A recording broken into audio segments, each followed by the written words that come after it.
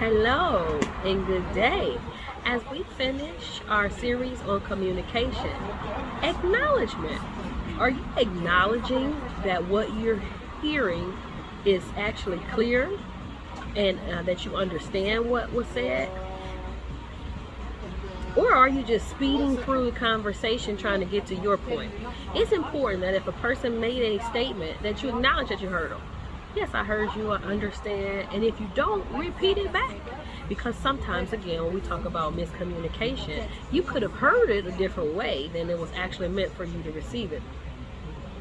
And are you there to listen and communicate, or just listen? Sometimes people just need a hearing ear, someone to hear what they're saying.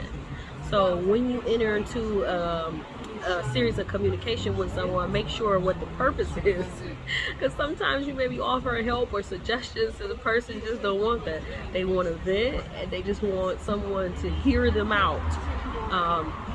So when you understand your part in the stream of communication, you'll know how to react. And so make sure you're not just being overbearing to someone who just wanted a listening ear.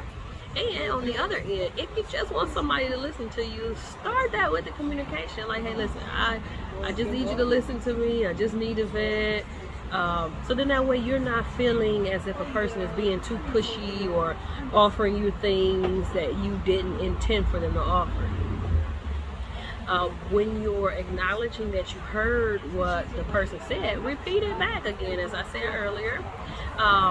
And if it was something that was misunderstood, usually it's going to come back up. Person's like, no, I didn't say that. You know, sometimes if you don't have or not giving the person your fully undivided attention, you may misunderstand or miscommunicate something that was said. Thank you.